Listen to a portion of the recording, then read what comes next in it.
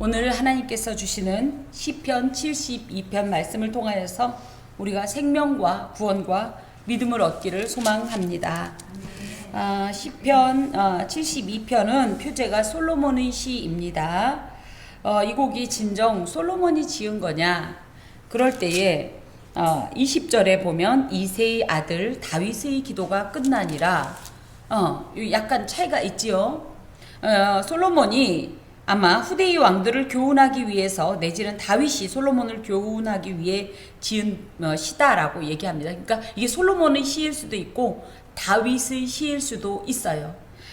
중요한 것은 어찌됐든 후대의 왕들이 이 귀한 본문을 이 어떤 이 통치의 지침으로 삼아서 하나님 앞에 이렇게 행하도록 교훈하기 위해서, 그것으로 인하여서 절대 공의로 평강을 실현하실 메시아 왕국의 예표가 되도록, 그래서 이런 나라가 곧 하나님 나라다, 이런 간절한 어떤 이런 소망을 가지고 지은 시다라고 이야기를 하고, 또 놀랍게도 그래서 이 안에는 메시아에 대한, 예수 그리스도에 대한 수많은 예언들이 있습니다. 시편 150편 안에는 메시아 시편이 총 7편 있는데 그 중에 6번째가 본시입니다. 메시아 예언시가 그랬듯이 본시도 굉장히 이중적인 의미를 가지고 있는데, 1차적으로는 방금도 말씀드린 것처럼 하나님께서 기름 부어 선민 이스라엘의 왕으로 세우신 다윗 왕가의 왕들이 절대 신본주의적 자세로 주께서 맡기신 신정 왕국을 공의로 통치해야 할 것, 그로 인하여서 많은 사람들이 하나님 나라를 미리 선험하는 그런 국가로 이끌 것을 교훈하는 시다 할 것 같으면, 궁극적으로는 이게 예표이기 때문에 완전히 실현되는 이 메시아 왕국, 그래서 다윗 왕가의 한 특이한 왕, 곧 다윗의 후손으로 나실 메시아 예수께서 실현할 절대 공의, 또 그분이 통치하는 메시아 왕국의 영광, 또 그 백성들이 누리는 평강과 복에 대해서 노래한 시가 바로 이 메시아 예언시입니다. 그래서 이 두 내용을 교차하면서 살펴보도록 하겠습니다. 자, 하나님이여 주의 판단력을 왕에게 주시고 주의 공의를 왕의 아들에게 주소서. 그래서 왕의 아들이니까 곧 왕이에요.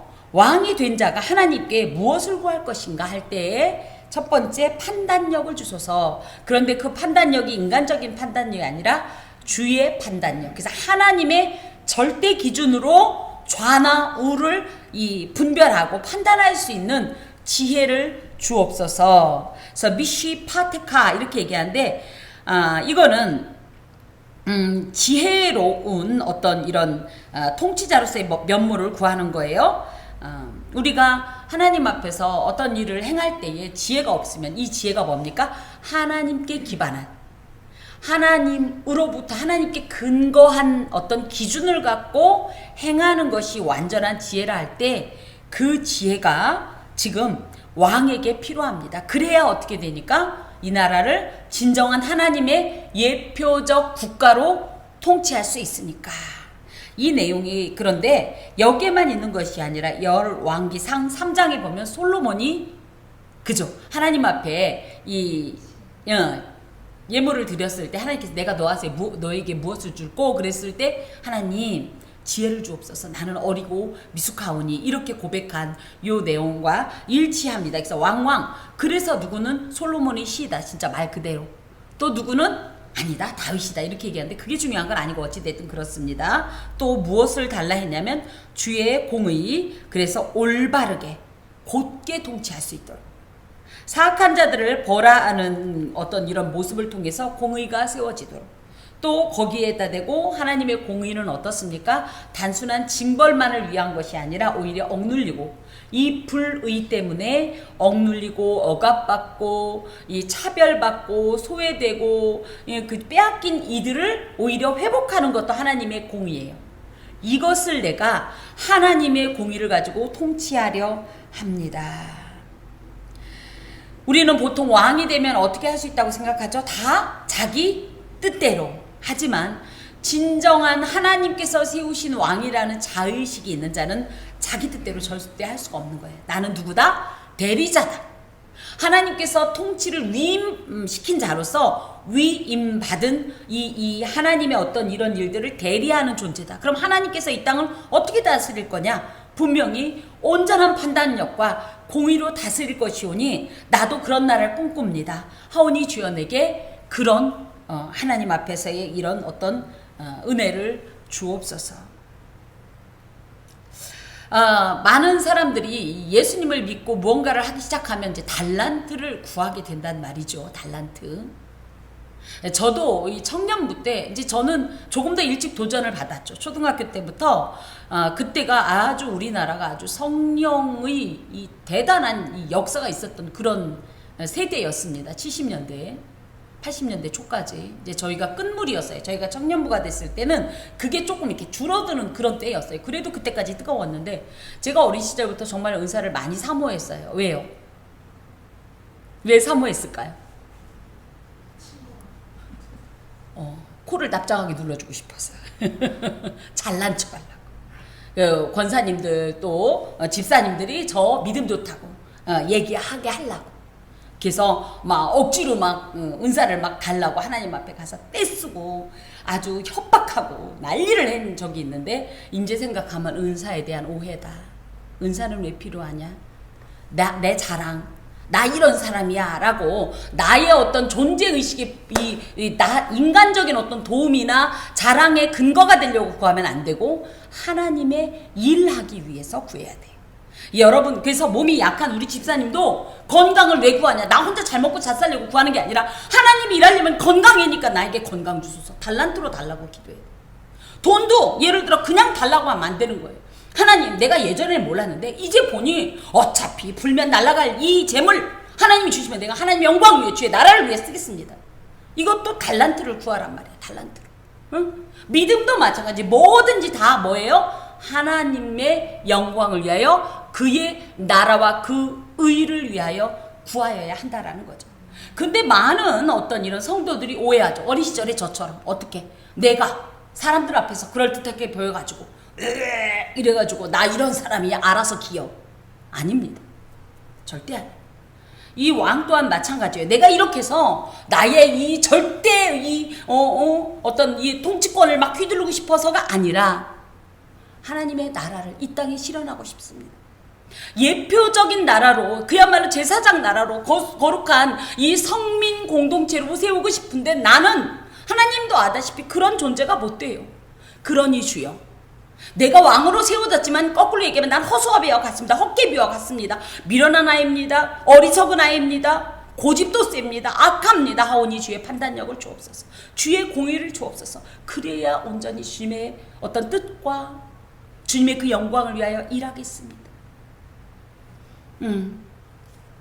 그래서 우리가 하나님 앞에 뭔가를 구할 때는 그 기준이 내지는 구하는 동기가 나의 무엇 때문이 아니라 하나님의 나라 때문에 그것이 필요한 거다라고. 그러니 또 일껏 하나님 나라를 위해 필요합니다. 그래서 그래 그럼 한번 네가 이걸 가지고 일을 해보렴 하고 줬더니 아우 화장실 갈 때하고 올 때하고 어떻게 마음이 같겠어요. 그래가면서 자기 뜻대로 쓰면 어마어마하게 위약금을 내야 돼요. 이건 거짓말 아니에요. 그래서 여러분 그럽시다. 우리가 하나님 앞에 무엇을 구할 때는 나의 무엇 때문에 나의 목적이 아니라 이유가 내게 있지 않아요. 그죠? 하나님의 나라, 하나님의 그 영광, 그 목적을 위해서 내가 쓰임받고 싶은데 지금의 현재 나로서 너무 부족하오니 너무 미련하오니 너무 가난하오니 주여 부어주옵소서. 그럼 내가 정말로 아끼지 않고 당신께 드리겠습니다. 그것이 나의 소망입니다. 이렇게 소원하면서 드리는 간구라면 하나님께서 듣지 아니하시랴. 아멘. 예. 그러면서 그가 주의 백성을 공의로 재판하며 주의 가난한 자를 정의로 재판하리니 의로 말미암아 산들이 백성에게 평강을 주며 작은 산들도 그리하리로다. 그래서 이 왕이 이제 구하는 거예요. 왜 주의 판단력과 주의 공의를 구했냐면 주의 백성으로 공의로 주의 백성을 재판하려고. 그러니까 뭐예요? 하나님 앞에 교만한 자는 오히려 꺾고 하나님 앞에서 정말 하나님의 사랑받는 백성으로 살아야 되는데 그렇지 못한 자, 안식을 누리지 못하는 자, 평강을 누리지는 못하는 자, 그것이 빼앗긴 바 되었다면 그것을 돌려주어서, 그래서 그도 또한 하나님의 거룩한 백성 공동체로서 만족하면서 참된 안식을 누리면서 살 수 있도록 공의로 재판하고, 특히 주의 가난한 자다라고 할 것 같으면 늘 우리가 알듯이 물질적인 가난한 자도 있지만 마음도 가난해요. 관계도 가난해요. 마음도 또 약해요. 가난한 정도가 그냥이 아니라 막 마음이 약해요. 상처도 너무 많아요. 배신도 많이 당했어요. 또 많이 위축되었어요. 이런 모든 것들. 그래서 관계적으로, 뭐 사회적으로, 실제 재물적으로, 신분적으로 이런 모든 것에 있어서 하나님께서 애초에 주신 것에 그 기준에 달하지 못하는 모든 사람들을 정의로 재판하여. 그래서 공의의 실현의 결과가 정의예요. 공의는 마치 저울추와 같아요. 저울과 같아요. 이 공의가 기준이 되는 거예요. 그래서 이 공의를 기준으로 어떤 일을 행했더니 그 결과가 정의가 되는 거예요. 그런 어떤 나라를 꿈꾸는 거예요, 지금 왕이. 그리고 그러고 나면 산들, 작은 산들이 백성에게 평강을 준다. 이것은 이런 왕의 선한 통치력, 하나님께로부터 받은 이 놀라운 어떤 이 통치적인 지혜와 이 능력으로 통치했을 때 그 통치력이 심지어 자연에게까지 영향을 미칠 정도로, 그래서 왕이 하나님의 공의로 선정을 베풀게 되면 하나님께서 왕을 돌봐주심으로 그 효과가 자연과 인간에게도 영향을 미친다라는 어떤 이런 그들의 이야기. 근데 사실은 그 사고가 그들 것만이 아니에요. 우리가 정말 이 하나님의 나라를 생각한다면 자연을 이렇게 함부로 쓰면 안 되는 거예요. 맞잖아요. 그죠? 우리는 이것을 그냥 우리가 다 소비하고 마음껏 짓밟아도 된다라고 생각하고 그냥 우리 거니까 우리 마음대로 해야 된다고 생각할지 모르지만, 엄연히 얘기하면 하나님께서 천지 창조를 할 때 그 내력을 잘 기억해 보세요. 사람 하나 턱 만들어 놓고 자연이 없었어요? 어떻게 됐죠? 순서가? 다 사람이 이 준비를 싹 다 해놨어요. 그러고 나서 사람을 만들었어요. 그죠? 왜? 이 사람은 이 자연이 없으면, 하나님이 만드신 이 하나님의 피조세계가 이 기반되어 있지 않으면 존재가 불가능한 존재예요. 근데 인간은 어때요? 누구 말 맞다? 어떤 시인의 말 맞다나? 제일 막내라는 거예요, 우리가. 피조물 중에 제일 막내. 근데 교만이 하늘을 찔러가지고 어떻게 해요? 하나님께서 우리의 삶을 위해서 준비하신 이 아름다운 선물들을 어떻게 하고 있죠? 우리가 다 짓밟고 인간의 어떻게 보면 이 과한 욕심으로 인해서, 제가 이제 어떤 유튜브를 봅니다. 뭐 지식 브런치라는 걸 뭐 제가 광고하는 거 아니고, 그걸 보면 거기에 이제 그 아프리카나 이런 곳이 그 하나님께서 주신 애초에 그 어떤 이 태고의 이 자연 이 환경들이 다 이 훼손되고, 사실은 그런 것들 때문에 지금 지구가 오죽하면 온난화를 벗었다는 얘기가 나오는 거잖아요. 원래 이 허파와 지구에 이 허파와도 같다는 곳이 다 지금 다 그 벌목돼 가지고, 그죠? 그래서 원활한 산소 공급이 안 되고 우리는 이산화탄소를 계속 뱉어내고 그러면서 점점점 지구가 뜨거워진다라고 말을 하잖아요. 그래서 왕이 이 선한 통치력이 하나님 앞에서 하나님의 이 대리 통치자로서의 이 사명감을 가진 이 통치력이 얼마나 우리를 살릴 뿐만 아니라 이 온 세상 하나님의 세계를 온전하게 할 수 있는지, 유지 보존할 수 있는지가 이런 표현에서 나옵니다. 로마서 8장 19절에서 21절에 보면 피조물이 고대하는 바는 하나님의 아들들이 나타나는 것이다, 이런 표현이 있어요. 그러니까 피조물이라고 할 때는 뭐 인간일 수도 있지만 사실은 이런 자연 만물을 생각할 때 하나님의 아들들이라고 하지만 천사라는 개념보다는 하나님의 선한 어떤 통치자들, 하나님스럽게 하나님처럼 하는 어떤 이들을 기다린다는 거예요. 피조물들이. 우리 어렸을 때 이런 노래, 그런 노래 참 저는 참 많이 불렀던 노래인데 이런 노래 기억나는지 모르겠어요. 후렴이 사람은 자연 보호, 자연은 사람 보호, 그 속에 우리 생활 더욱 커가네, 이런 노래가 있었어요. 기억나죠? 응. 우리가 이런 어떤 그죠? 하나님께서 주신 선물들을 함부로 훼손하니까 오히려 뭐라 그래 요즘은 자연이 역습하고 있다 이렇게 얘기하잖아요. 이 인간이 지나친 이 수혜를 받는 것에 이 교만해지면 안 돼요. 선물을 잘 관리해야 이 선물이 유지가 되는 거예요. 예, 그러면서 이 왕이 꿈꾸는 그 나라는 정말 이사야 11장에 있는 그런 나라예요. 사막에 샘이 넘쳐 흐르리. 독사굴에 어린이가 손 넣고 장난쳐도 물자. 사자들이 오히려 풀을 먹고 어린이와 저기 사자가 막 뒹굴고 노는 이런 것처럼 그런 나라가 하나님의 이 아름다운 다스림을 통해서 이루어지길 소망하면서 자신이 또한 그런 하나님의 대리 통치자로서의 사명을 온전하게 감당하기를 소망하면서 이런 기도를 드립니다. 그가 가난한 백성의 억울함을 풀어주며 궁핍한 자의 자손을 구원하며 압박하는 자를 꺾으리로다. 백성은 암이라고 합니다. 예, 가난한 자는 아니 이렇게 얘기하는데 하나님의 백성인데 가난하다 이게 말 자체가 안 돼요. 이게 그러니까 가난한 백성의 억울함 이게 말이 서로 안 돼요. 하나님의 백성이면 어때야 되죠? 이게 인간적으로 물질적으로 부자란 뜻이 아니에요. 지금까지도 이 안위의 개념을 제가 말씀드렸잖아요. 상처 입고 소외당하고 정말 압박당하고 착취당하고 탈취당하고 하는 이 모든 것을 가난이라고 표현할 때 그리고 뭐예요? 온전해야 되는데 이뤄진 것들 그죠? 그래서 부부가 같이 있어야 되는데 누군가가 상실됐다든지 자손을 잃었다든지 부모를 잃었다든지 이런 것도 다 가난이라는 안이라는 개념이라고 할 때 하나님의 백성이라면 하나님의 나라에선 이 안이가 있어요 없어요? 없어야 되는데 그러니까 말이 조금 서로가 모순이 되는 거예요. 이게 잘못됐다는 얘기 아니라 워낙 하나님의 백성이라고 할 것 같으면 그런 복된 것을 누려야 되는데 놀랍게도 그들은 가난하고 심지어 억울하고 궁핍한 자의 자손도 같은 말이에요. 압박당하고 이런 일이 있다는 거예요.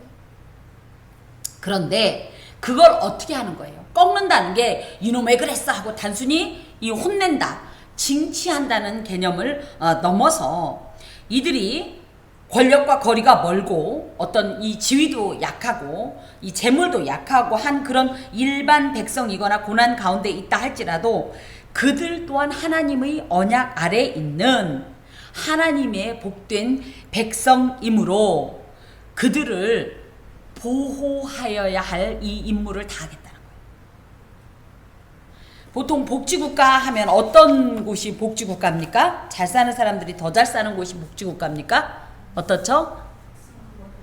가난한 사람이 그러니까 평준화되는 거죠. 복지적인 어떤 수준이 평준화되는 거예요. 그런 어떤 그렇다고 평준화된다고 해서 공산주의자들처럼 다 그냥 이 동무 저 동무에서 동무로 만든다 뜻이 아니라 너도 만족 나도 만족 당신도 행복 나도 행복한 이런 아름다운 하나님께서 꿈꿨던 그 하나님의 예표를 하나님 나라의 예표를 자신이 세우겠다 그렇게 하겠다 그런 하나님 앞에 서원을 올려드립니다. 특별히 이런 곳에서 조금 독특한 어떤 이 왕권의 특징을 발견할 수가 있는데 이스라엘 왕권의 특수성은요 일반적으로 고대도 그렇고 지금도 그렇고 왕정 리더들은요 힘없는 자들은 오히려 징치하고 우리나라 조선도 그렇고 그렇죠? 양반들은 세금을 안 내잖아요. 그들은 돈이 그렇게 많은데도 세금을 안 내고 오히려 가난한 사람 세금 내고 군대도 가야 되고 또 어디 뚝 무너졌다 그러면 다 또 거기 갖고 또 뚝 해야지 막 맨날 특산물 바쳐야지 이 부자들은 안 했단 말이에요. 양반들은. 보통은 그랬어요. 거기다 대고 아까도 얘기했듯이 왕들이 자신의 권력 기반을 견고히 하기 위해서 그런 어떤 힘 있는 자들과 교제했죠. 가난한 자들과 그 교제했겠냐고요? 그러지 않았잖아요. 그것과는 달리 선민 이스라엘 왕권은요. 하나님의 대리 통치자라는 어떤 이 자의식을 가지고 이 약한 자를 압제하고 불의를 조장하는 자들은 오히려 단호하게 공의로 척결하고 또 사회적 약자들은 그 압제로부터 오히려 해방시키고 그 빈곤함을 오히려 채워주고 그 서러움, 억울함 들을 해소시켜주고 이런 독특한 어떤 왕권의 특수성을 가진 게 이스라엘 왕권의 이 특수성인데 이것이 바로 뭐다? 하나님 나라의 예표다. 이런 이야기입니다. 그래서 우리 모두는 우리가 이제 왕 같은 제사장이라 하셨으니 우리 모두는 어떤 사람이 되어야 돼요? 강한 자에게는 도리어 강할 수 있어야 돼요. 잘못했는데 강하다고 해서 말 못하면 안 되는 거예요. 말하라는 건 아니지만 그렇다고 해서 그들에게 슬며시 동조하면 안 되는 거예요. 온전한데 이들이 약하다고 해서 외면하면 안 돼요. 오히려 하나님의 관점에서 하나님께서는 이럴 때 어떻게 나에게 하라고 명하실까? 내가 하나님께서 주신 이 왕 같은 제사장의 이 직분을 가지고 이 사명감을 가지고 어떤 행동을 해야 될까를 늘 생각하면서 분별해야 됩니다. 그래야 우리가 진정 하나님 나라의 백성으로서의 정체성을 증거하는 거예요. 사람들에게. 저 사람은 너무 그냥 자기만 유리하면 그냥 아부해. 그냥 누구한테 착 달라붙어. 그죠? 저 사람은 없는 사람 얼마나 무시하는 줄 알아? 사람들이 이런 우리를 보고 하나님 나라를 발견할 수 있을까요? 하나님을 그럼 오해합니다. 어떻게? 하나님도 가진 자의 하나님. 없는 것들은 하나님도 그냥 버렸다? 아니잖아요. 오히려 우리 하나님께서는 계속적으로 우리가 살펴보는 바에 따르면 가난한 자, 과부, 고아, 그저 나그네, 아무런 기업도 없는 내위인을 살펴줘라. 그들을 살펴줘라. 이런 말씀을 주께서 그렇게 하시는데 우리는 그거를 반대로 가면 안 되죠. 그러면서 이런 모든 것들이 과연 예수의 이 왕권의 예표다라고도 보겠습니다. 예수께서 어떻게 하셨어요? 그분이 오시자마자 처음부터 예루살렘의 왕궁에 나신 것도 아니었고 왕족들과 거래한 것도 아니고 그죠? 대제사장 그룹들과 친구 먹은 것도 아니고 예수님의 친구는 누구였어요? 죄인과 세리, 창녀들, 정말 우리 표현으로 따지면 사회 그냥 약자라기보다 그쵸? 거의 이런 표현을 드려 죄송합니다. 거의 쓰레기라고 치부되는 이런 자들. 그래서 일반인들조차도 눈살을 찌푸리고 오면은 외면하던 이런 자들. 근데 예수께서 오히려 그들을 친구 삼으시고 그들과 교제하고 그들과 함께 드시고 그들에게 정말 하나님 나라를 선포하시고 이것이 바로 메시아 왕권의 예표다. 이런 것들이. 자, 또 봅시다. 그들이 해가 있을 동안에도 주를 두려워하며 달이 있을 동안에도 대대로 그리하리로다. 해가 있다, 달이 있다. 이런 것은 해는 어때요? 해와 달이라는 건 이렇게 거의 계속 이렇게 연구하다는 표현이 좀 조심스럽긴 하지만 이것이 무슨 신령한 능력이 있어서가 아니라 하나님께서 이 해와 달을 계속 운행하시죠. 그런 것처럼 그 어떤 시간이 이렇게 흘러도 주를 두려워한다라는 얘기는 그런 일을 경험한 사람들은 아무리 수많은 시간이 흘렀어도 하나님의 공의에 대해서 인정하고 그것을 기대하고 의지하면서 두려워한다는 말. 하나님을 두려워하는 백성들은 어떻게 살까요? 그럼요. 삶과 자신의 말과 걸음과 행동과 눈빛을 정말 조심스러이 그래서 행여 하나님의 영광에 그저 누가 되지는 않을까? 가리지는 않을까? 어떻게든지 하나님의 영광을 위해서 사는 그런 삶을 살게 되는데 이런 이 하나님의 이 판단력과 하나님의 공의로 다스림을 받은 자들이라면 이렇게 영원 무궁토록 하나님을 온전히 경외하면서 그렇게 주님을 섬길 것이다. 너무너무 우리가 꿈꾸는 그런 나라 아닙니까? 그러면서 그는 벤 풀 위에 내리는 비같이 땅을 적시는 소낙비같이 내리리니 그의 날에 의인이 흥왕하여 평강의 풍성함이 달이 다할 때까지 이르리로다. 그래서 이 왕의 이상적인 통치로 인해서 백성들이 회복되고 또 날마다 두려워함으로 신앙이 제자리에 있거나 후퇴하지 않고 새로워지고 갱신되어지는 이런 것들이 사실은 예수 그리스도의 사역을 통해서 완전하게 이제 성취가 되는데 그 사역의 어떤 이 결과라고 할까요? 그것이 어떠냐면 벤풀 위에 내리는 비같이 우리가 실감한다는 거예요. 또 땅을 적시는 소낙비 같이 그 하나님의 통치를 받은 자들은 그것을 체감한다는 거예요. 특별히 벤 풀이 뭐냐면요, 원학은 풀을 벤 들이에요. 벤 풀, 그러니까 그러니까 베어진 풀일 수도 있지만 원학은 풀이 베어진 들이란 뜻인데, 이게 무슨 얘기냐면요, 건기와 우기가 뚜렷한 팔레스틴에서는 파종하기 전에 들판에서 잡초들을 싹 다 제거합니다. 그 후에 이제 비가 와야 파종을 하거든요. 그런데 싹 잡초를 제거했는데 풀이 안 오면 어떻게 돼요? 농사 못 짓죠. 파종이 안 되잖아요. 그래서 마치 이 벤 풀, 즉 풀을 벤 들이란 뜻은 이 잡초들을 다 제거하고 하나님의 이 은혜의 비를 기다리는 어떤 이런 심령과 같은데, 그곳에 하나님 비를 안 내려주면 안 되잖아요. 끝인데 비를 내리신다는 거. 땅을 적시는 소낙비도 일종의 그런 거예요. 그래서 건기가 끝나고 나서 우기가 반드시 와야 되는데, 건기로 끝나지 않고 하나님은 어떻게 하시는 거예요? 그런 하나님의 특별한 이 은혜의 통치를 받은 자, 즉 하나님 나라의 이 아름다움을 선험한 자들이 그렇게 은혜를 선험하고 끝나는 게 아니라, 그렇게 선험한 자들에게, 그리고 미리 체험한 자들에게 어떤 일이 있다? 벤 풀 위에 이르는 이 비같이, 또 소낙비같이 적셔주면서 계속적으로 이것이, 그래서 여기에 달이 닿을 때까지 이르리로다. 이게 뭐냐 그러면, 이것 때문에 어떻게 돼요? 믿음이 있는 사람은 어떻게 돼요? 한 번 은혜 받으면 그걸로 끝나나요? 은혜를 받았다 할 때는, 예를 들어 풀을 베었다, 풀을 벤 들이다 할 것 같으면 이러고 끝나면 돼요, 안 돼요? 그럼 어떻게 되죠? 이건 다 사라져버려요.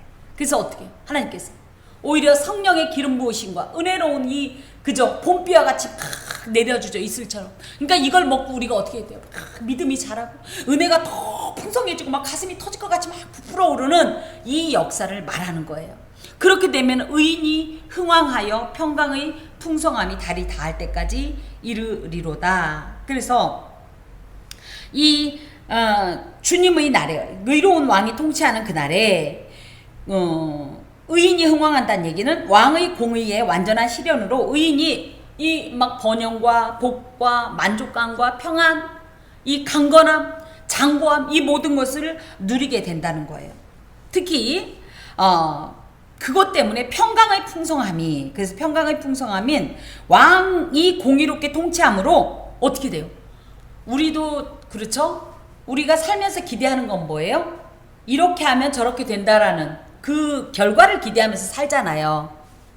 그런데 사회가 불의하여서, 원래는 이렇게 심었으면 이거 나와야 되는데 안 나오면 어떻게 되죠?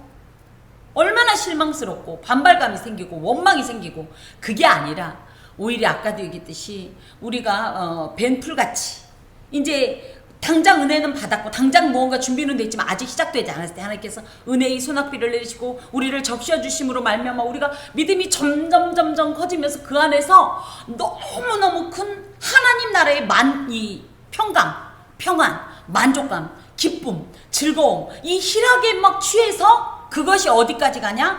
달이 닿을 때까지 영원토록 이어진다는 그런 표현이에요. 그만큼 의로운 왕의 온전한 통치는 주의 백성을 살립니다. 의인을 살립니다. 그게 누구냐? 예수 그리스도이신 거죠. 예수 그리스도이신 거죠. 그러니까 자신들이 이스라엘 백성의 왕이긴 하지만 이 예수 그리스도의 예표적 왕으로서 이런 어떤 의로운 통치를 행함으로, 그 의로운 통치로 말미암아 이루어질 결과를 통해서 많은 사람들이 하나님의 특별한 이 나라를 미리 체험하고 또 누리고, 그걸 통해서 더하여서 이들이 뭐예요? 세계 만민 중에서 하나님의 의의 이 통치를 받은 나라가 어떻게 되는지를 보여주는 하나의 모범 샘플이 된다는 이야기죠. 그 어떤 이 원리가 이곳에 이렇게 기록되어 있습니다. 아까도 말씀드렸듯이 이 모든 나라는, 이 모든 것은 장차 오실 이상적 왕이신 예수 그리스도에 의해서 완벽하게 구현이 됩니다. 지금 저는 현재 우리나라를 다스리는 정권이 메시아적 예표 이런 얘기가 아니라 저는 지금 이 나라를 다스리는 이 그러니까 정권이 완벽하다고 생각을 않는 것이 여전히 우리는 살기 힘들잖아요. 그쵸? 자기들은 힘을 쓸지 모르지만 우리는 여전히 힘들고 불만도 있고 억울한 일도 있고. 다윗과 솔로몬이 다스리던 그 시대도 마찬가지로 그들은 최선을 다했다고 칩시다. 하지만 그래서 정말 진정한 메시아의 나라가 임했나요? 그렇진 않지요. 결국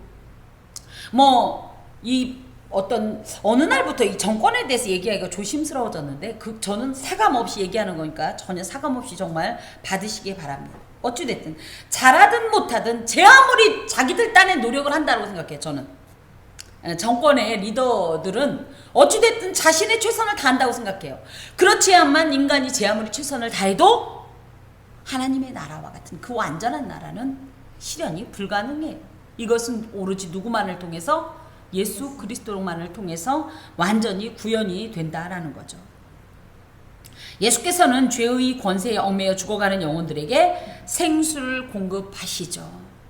근데 이렇게 심령에 풍족하게 채워지면 그 백성들이 이제 목마른 단계를 넘어서 만족하면서 새 힘을 얻으면서 이제 성장하죠. 그래서 이것이 마치 이 은혜의 소낙비를 내리는 것이 마치 목마른 영혼들에게, 이 죽어가는 영혼들에게 생수를 공급하시는 주님의 역사로 본다고 할 것 같으면 이 주님께서 주신 은혜의 생수는 어떻게 돼요?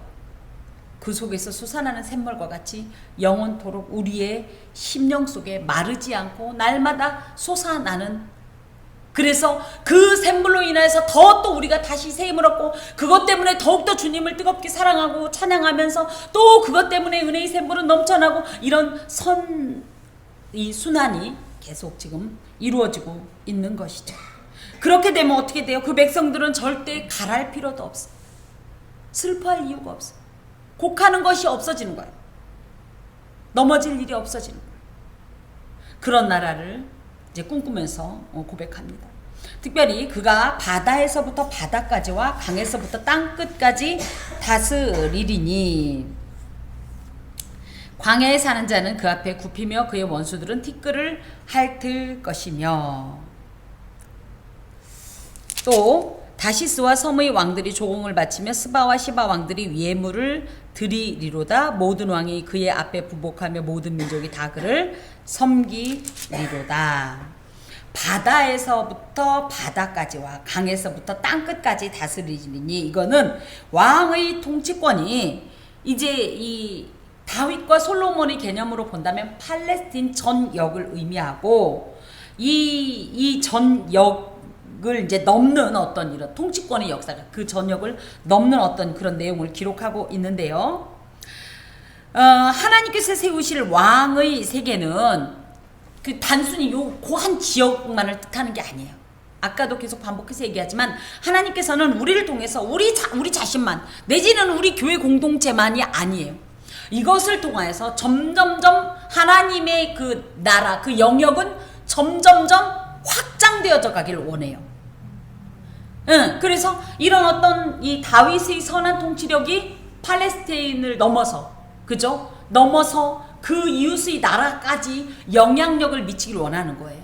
그게 실제로 하나님의 이 어떤 통치권을 위임받았다는 사명감으로 행한다면 가능하다는 얘기예요. 실제로 가능했고, 다윗 시대나 솔로몬 시대. 자, 그래서 이 선한 왕, 메시아의 예표적인 이 왕은 그러므로 말미암아 점점점 이 강성해지기도 하고, 이 선한 영향력을 점점 온 땅에 가득하게 하고 그것을 넘게 되는 역사가 있고, 광야에 사는 자는 그 앞에 굽히며 할 때 광야는요, 팔레스틴 주변의 사막지대에 사는 이방 민족들을 의미하는데, 그들이 그 앞에 굽혔다. 이거는 왕께 경배했다. 그의 왕권을 인정한다. 따지고 보면 뭐예요? 어찌됐든 이 나라가 더 흥왕하고 강성하니까 그 앞에 엎드리지. 약한 나라에 엎드릴 이유는 없잖아요. 그만큼 하나님께서 이 나라에 강성함과 부요함을 주신다는 얘기예요. 그리고 그의 원수들은 티끌을 핥을 것이며, 이게 무슨 얘기냐면 예전에 그 고대에는요, 전쟁에서 진 패전국 왕은 승전국 왕 앞에서 땅에 얼굴이 닿을 정도로 몸을 낮추어서 상대에게 경의를 표하고 예속의 예를 행했던 풍속이 있었어요. 이런 표현이 참 많이 나오죠. 그런데 이 티끌을 핥는다는 얘기는 진짜 땅을 핥는다는 얘기가 그 정도로 완전히 납작 엎드려서 이 선왕, 이 선한 왕의 어떤 이 통치권 아래 복종한다. 이것이 1차적으로는 이스라엘 주변의 이방 족속들이 이스라엘에게 굴복했다. 그래서 우리 기브온 사람들이 뭐 해요? 자기네가 질 것 같으니까 뭐 하죠? 일부러 거짓 차림하고 와갖고 우리를 좀 살려주셔. 뭐 이런 거 먼저 얘기하잖아요. 이런 것들을 보면 알 수가 있고, 또 이제 여호수아서 등에 보면 막 그 가나안 다스리던 5 왕들이 와가지고 그 목에 막 발이 밟히고 이런 내용들이 이제 우리가 상상할 수 있는 얘기인데, 하나님께서 흥왕케 하시면 그렇다고 무력으로 진압한다는 건 아니지만 그 정도의 이 권력을 누리게 된다. 이것이 사실은 궁극적으로는 장차 오실 예수 그리스도 앞에 세계 열방이 나와서 엎드리고 충성을 맹세하고 특히 굴복하고 자신의 절대적인 패배를 인정하는 어떤 그런 모습과도 이 연결이 됩니다. 다시스와 섬의 왕들이 조공을 바치며 스바와 시바 왕들이 예물을 드리리다. 쭉 그래서 다시스는요, 이 굉장히 이제 이 무역이 흥왕했던 그런 지역인데요. 그 사람들이 그러므로 굉장히 물질적으로 풍부하고 돈이 많으면 힘이 셌죠. 그런데도 불구하고 조공을 바친다. 이거는 자진해서 드리는 예물이 아니라 종속국이 바치는 의무적인 어떤 공세로서, 그러니까 결국 뭐예요? 이스라엘에게 이 복속되어지는 이 다시스가 결코 그런 나라가 아닌데 그런 나라가 된다는 거예요. 스바와 시바 왕들도 이제 마찬가지로, 특히 이제 예물을 드렸다는 것은 조공과는 조금 다른데, 조공은 바치기 싫어도 바쳐야 되는 그런 강제적인 어떤 세금이라고 할 것 같으면, 예물은 은혜를 입었기 때문에 너무너무 감사해서 답례품이나 호의로 이렇게 주는 어떤 선물과 같은 것들. 그래서 이런 내용이 언제 있었냐면 솔로몬 시대의 스바 여왕이 그저 어마어마한 예물을 가지고 솔로몬에게 이렇게 바치지 않았습니까? 그렇게 할 것이다. 또 모든 왕이 그의 앞에 부복하며 모든 민족이 다 그를 섬기리로다. 같은 말이에요. 부복한다, 완전히 엎드린다, 섬긴다, 뭐 굽힌다, 이런 뜻인데, 이런 것들이 이제 다시 한번 얘기하지만 1차적으로는 이스라엘의 역사 속에서 실제적으로 있었고, 근데 사실은 그 이후에는 없었어요. 왜? 그 이후에는 이런 이 일절의 이런 기도, 주의 판단력과 주의 공의로 그 왕들을 다스린 나라가 거의 없었거든요. 다스린 왕이. 그러다 보니까, 그래서 이스라엘 역사 속에서도 어찌됐든 그런 일이 있었지만 궁극적으로 뭐예요? 세계 온 열왕들이 예수 이름 앞에 무릎을 꿇고 돌아오는 어떤 이런 모습이 예언되어 있습니다. 이런 것을 통해서 결국 우리는 무엇을 확신할 수 있냐면, 마침내 온 세계는 그리스도의 통치에 굴복하게 될 것이다. 근데 이 그리스도의 통치가 주께서 막 그 칼과 창과 검으로 다스리는 그런 것이 아니라, 주님은 평강의 왕이기 때문에 공의로 다스리시지만 그 모든 이 공의 때문에 하나님의 그 절대성을 인정하는 이런 역사가 있을 것이다. 이런 이 꿈을 꾸면서 하나님 앞에 드리는 메시아 예언시이자 또 이 교훈시라고 하겠습니다. 우리를 주께서는 왕 같은 제사장이다 이렇게 말씀을 하셨어요. 그런 의미에서 우리는 제사장이지만 하나님의 이 왕권을 대리적으로 위임받은 자들로서 이 땅 가운데서 하나님께서 원하시는 이상적인 왕, 메시아의 예표로서 살아야 돼요. 그래서 늘 말씀드리지만, 이런 상황에서 예수님이라면 어떻게 하실까? 예수님이라면, 과연 예수님이라면 이 넘어진 자에게 어떻게 행하셨을까? 예수님이라면 이 빼앗겨 오는 자에게 어떻게 하셨을까? 예수님이라면 또 때로는 교만하여 타인을 억압하는 자에게 어떻게 행하셨을까? 우리가 주님의 판단력과 주께서 주신 주의 공의를 가지고 이 땅 가운데서 그런 어떤 왕권을, 메시아의 왕권을 예표한 왕권을 가지고 이 땅 가운데서 하나님의 백성으로 살아가야 하겠습니다. 기도하겠습니다. 주님 감사합니다. 오늘 하나님께서 우리를 다시 한번 일깨우시나이다. 우리가 누구이고 우리가 이 땅 가운데서 거룩한 선민으로서 어떻게 살아가야 할지를 주여 우리를 주님의 나라로 삼으셨사오니 하나님의 영광을 위하여 오늘도 살아가게 하시며 우리를 보고 많은 사람들이 주님을 만나게 하여 주시옵소서. 주님, 특별히 예배 이후에 음료를 나누면서 주의 복음을 전하려 합니다. 우리가 많은 말을 하지 않아도 이미 그들 가슴 속에는 복음이 뿌려지게 하여 주시옵소서. 거룩한 부담감으로 그들 가운데 역사하시사 그들 중 누군가가 주께서 원하시는 의의 열매로 맺혀지게 하여 주시옵소서. 어쩌면 우리는 이 주님의 귀한 일을 행하면서 마음이 상할 수도 있겠습니다. 의기소침해질 수도 있겠습니다. 무안해질 수도 있겠습니다. 속이 상할 수도 있겠습니다. 하오나 주여 이 모든 것을 영광의 면류관으로 보게 하시고 그리하여 이 영광스러운 직분을 주신 주님께 감사하면서 힘있게 주님의 일을 감당케 하여 주시옵소서. 감사하고 예수 그리스도의 이름으로 기도하오며 주님의 기도를 드립니다. 하늘에 계신 우리 아버지, 아버지의 이름을 거룩하게 하시며 아버지의 나라가 오게 하시며 아버지의 뜻이 하늘에서와 같이 땅에서도 이루어지게 하소서. 오늘 우리에게 일용할 양식을 주시고 우리가 우리에게 잘못한 사람을 용서하여 준 것 같이 우리 죄를 용서하여 주시고 우리를 시험에 빠지지 않게 하시고 악에서 구하소서. 나라와 권능과 영광이 영원히 아버지의 것입니다. 아멘.